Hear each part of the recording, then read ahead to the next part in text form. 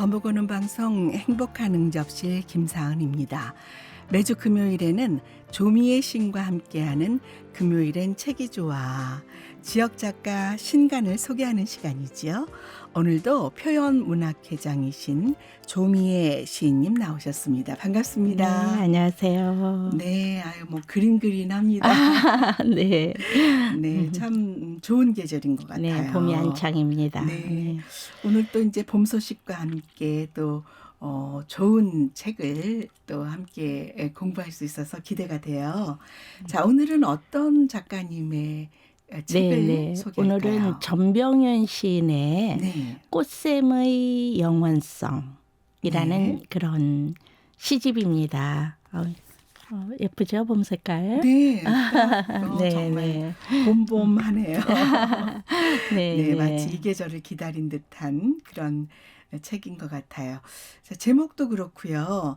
일단 이 전병윤 시인은 어떤 분이신가요? 네, 전병윤 시인은 진안에서 태어나셨고요. 네. 육군 보병 병장으로 제대를 하셨어요. 네. 우리가 보통 이제 뭐 어디 군대 어디 뭐 병장 제대했다 이런 것은 이력 쓸 때 보통 많이 쓰시는데 네. 선생님께서는 이 시집에서 굳이 육군 보병 병장 제대 이렇게 말씀을 하신 이유가 네. 이 시집의 부제가 네. 자유와 평화의 샘터 전적지 순례 라고 하는 부제를 붙였기 때문입니다. 네, 작가의 의도가 있으시군요. 네네. 네. 그리고 그 대한민국 6.25 참전 유공자회 전라북도 지부 운영위원으로 네. 활동하고 계시고 그리고 보훈대상도 받으셨어요. 네. 네, 농촌 지도소장을 역임하셨거든요. 네. 이분은 1996년에 월간 문예사조로 등단을 합니다. 그리고 시집 그리운 섬, 바다의 언어 등 현재 이번 시집이 6번째 시집이에요. 네. 네. 일단 이력이 좀 독특하시다는 생각이 듭니다. 네. 그래서 선생님이 네. 1935년생이세요. 그러면은 네, 그래서 상록 문예 마술 자원봉사단원으로 활동하고 계세요. 마술을 네. 이렇게 공부하셔가지고 어디 이동하실 때 마술과 관련된 그런 수도구를 네. 이렇게 가지고 가셔서 마술을 보여주시고 네. 굉장히 열정이 많으십니다. 그러실 것 같습니다. 이 이력 몇 편만 봐도 그분의 삶이 보이는 것 같아요. 네, 맞아요. 네. 네. 그래서 이렇게 많은 활동과 공로로 문학 부문에서도 상을 많이 받으셨어요. 네. 열린시 문학상, 전주시 예술상, 진안 문학상, 그리고 국제 해운 문학상, 헤르만 헤세 문학상, 전북 문학상, 황금찬 시 문학상, 작촌 문학상, 전북문예문학상, 옹글문학상 등 상도 많이 받으셨습니다. 네, 어떤 분인지 더 궁금합니다. 자, 일단 또 이 책에서의 작가의 말 먼저 주목할 필요가 있지요. 네. 그 선생 전병윤 시인은 이런 네. 얘기를 해요.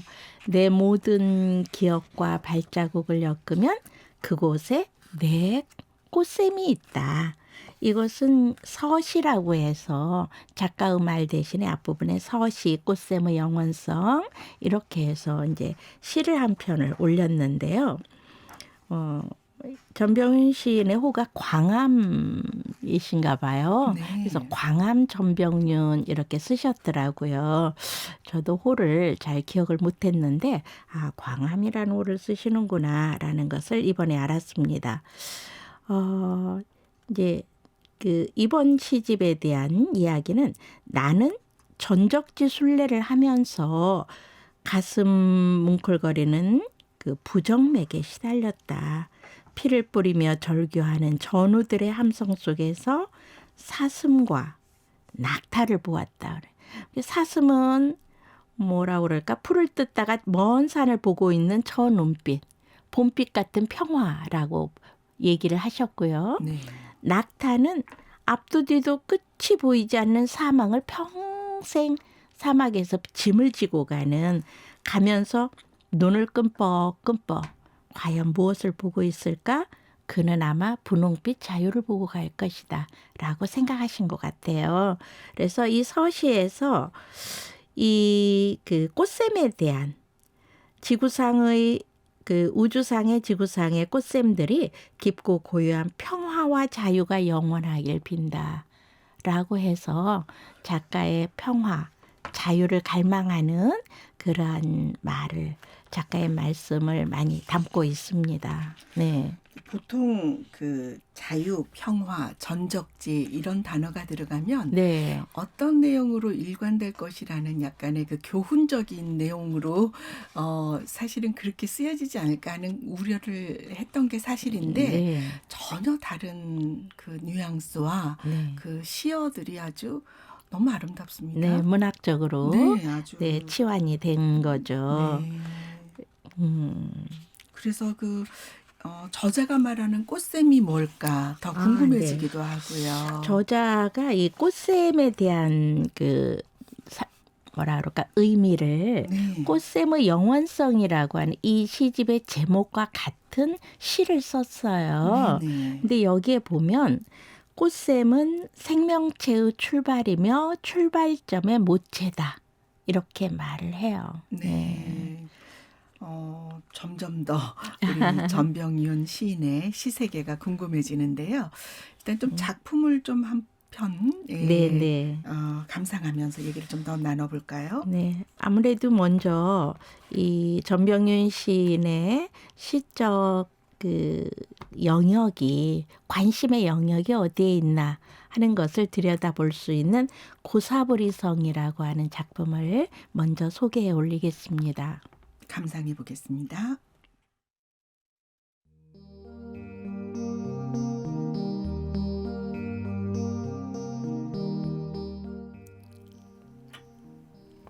고사부리성 전병윤. 손자야, 누가 어디 사느냐고 묻걸랑 고부 산다고 말하지 말고 외가 동네 이름을 대거라. 손자는 기억한다. 손자야, 할아버지가 누구냐고 묻걸랑 내 이름을 대지 말고 외할아버지의 조남을 대어라. 손자는 생각한다.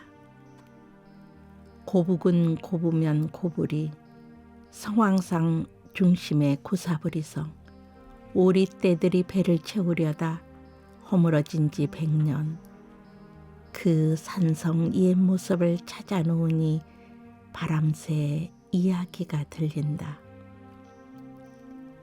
바람새 하룻밤이 너무 짧아서 가슴앓이 하던 소쩍새, 바람새 하루해가 너무 길어서 눈물 마른 우리 할아버지. 동학의 경계를 넘어서 태산 줄령의 경계를 넘어서 세상의 모든 악의 경계를 지우고 백성이 주인된 분홍빛 세상 오거든 고부가 고향이라고 말하거라. 피 묻은 할아버지 이름을 대어도 좋다. 손자는 푸른 기억에 감은 눈을 뜨다.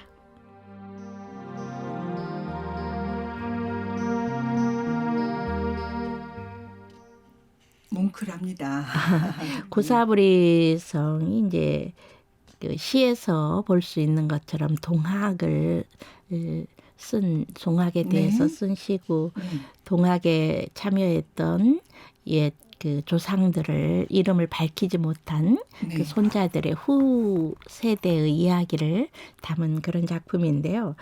정읍시 고부면에 있는 석성과 토성을 축성한 산성. 네. 예, 고사버리서 생각해 보니까 저도 여기를 가봤었나 이런 생각이 들더라고요. 예. 사실은 다른 이름으로 불렸는지는 모르지만은 네. 고사부리성이라고 했을 땐 상당히 생소했습니다. 아, 그렇죠. 네, 네네. 꼭 한번 가보고 싶은 곳이기도 네, 하고요. 맞습니다. 네. 네. 근데 이제 이 작가님은 어떤 자유, 평등, 그 완성된 세상의 색깔을 분홍으로 이렇게 연상하시는 것 같아요. 아까도 서시에서 낙타가 꿈꾸는 자유가 분홍을 네. 의미하셨고요. 상당히 아, 그게 좀 색감이 좀 독특하시다는 그런 굉장히 느낌이 아주 예민하게 보셨어요, 우리 김 PD님께서.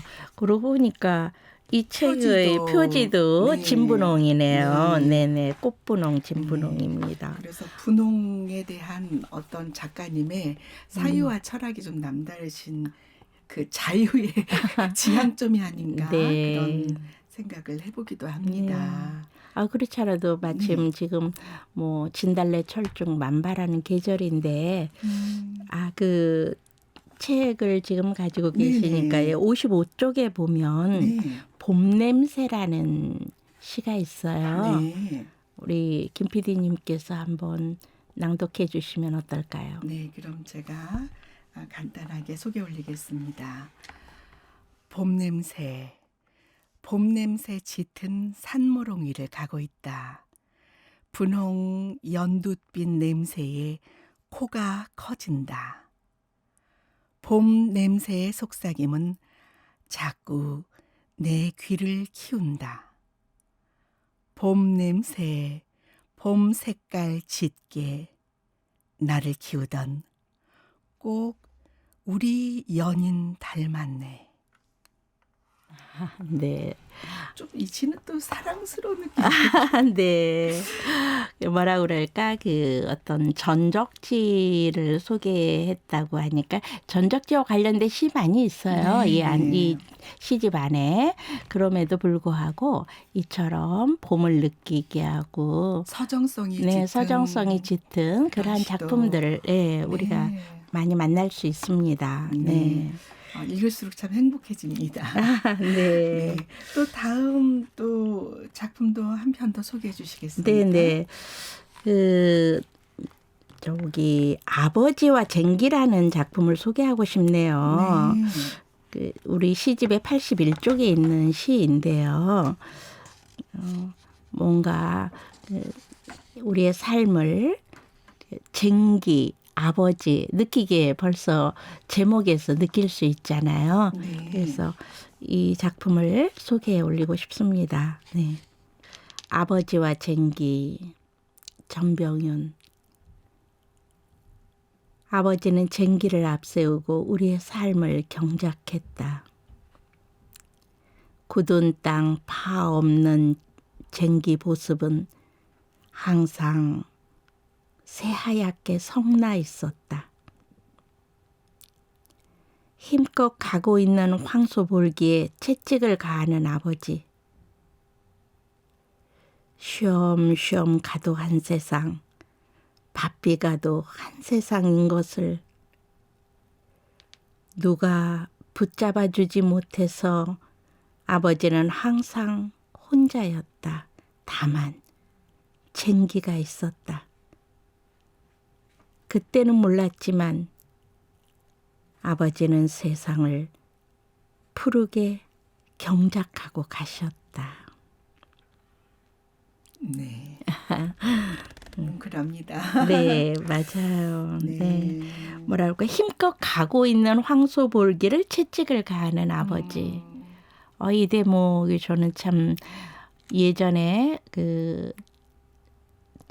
쟁기질 하는 그 소들의 모습 이런 것들이 연상이 되는데 그래 힘껏 가고 있는데도 채찍을 하는 네. 마치 어떤 우리의 삶도 그렇잖아요. 잘 하고 있고 잘 살고 있는데도 네. 뭔가 부족하다고 생각해가지고 자꾸 자기 자신을 채찍을 하면서 스스로를 고단하게 하는. 그래서 또 바로 그 다음 년에 네네. 시험시험 가도 한 세상, 네. 바삐 가도 한 세상인 것을이라고 또 부연을 해놓으신 것 네. 같아요. 그러니까요. 아버지에게는 늘 쟁기가 곁에 있었다는 참 네. 어릴 적 뭔가 아련한 좀 네. 가슴이 아리는 그러한 추억이 담긴 연상하게 하는 그런 그러게요. 작품이었습니다. 6년인데 그 연 하나마다 많은 서사가 앞뒤로 네. 다 펼쳐지는 네, 것 같아서 맞습니다. 네. 참 뭉클하게 또 이 시를 감상을 해봅니다. 네. 자, 오늘은 전병윤 시인의 육시집 꽃샘의 영원성 함께 감상하고 있었는데요. 선생님 궁금한 게 이렇게 네네. 시인마다 뭐 육시집 뭐 이렇게 숫자를 붙이기도 해요. 어떠한 의미가 있는 건가요? 예. 이렇게 그냥 전병윤이라고 예를 들면 네. 시인의 이름만 쓰기도 하고 육시집이라고 하면서 이게 6번째 시집이다라고 네. 하기도 하고 뭐 제2 보통은 그 맨 처음에 내는 시집을 처녀 시집이라고 예전에 네. 했어요. 네. 근데 최근에는 그게 이제 양성평등에 그 문제가 있다라고 네. 해서 처녀 시집이라는 용어는 안 쓰기로 돼 있거든요. 근데 네네. 뭐 첫 시집 이렇게 그렇게도 네, 충분히 뭐 의미가 될 것 그렇죠. 같습니다. 충분하죠. 네. 그리고 뭐 이렇게 6시집이니 제4시집이니 제3시집이니 이렇게 붙이는 것은 이제 작가가 네. 자신의 그 작품집을 정리하는 차원 정도. 그리고 독자들이 6번째구나. 네. 이렇게 또 느낄 수 있게 하는 그런 앞으로도 계속 차원입니다. 창작열을 네, 늦추지 않겠다는 다짐 수는 같게도 계속되니까요. 네, 그렇게 네네. 느껴지는군요. 네네. 네, 예, 충분히 또 설명이 된 것 같습니다. 자, 오늘은 또 시간이 많이 흘러서 여기서 좀 마무리를 해야 할 것 같습니다. 오늘 조미애 시인과 함께하는 금요일엔 책이 좋아 지역 작가 신간을 소개하는 시간이지요. 전병윤 시인의 제6시집 꽃샘의 영원성. 네, 오늘 함께 해봤습니다. 도움 말씀 주신 표현문학회 조미애 회장님 감사합니다. 네, 감사합니다.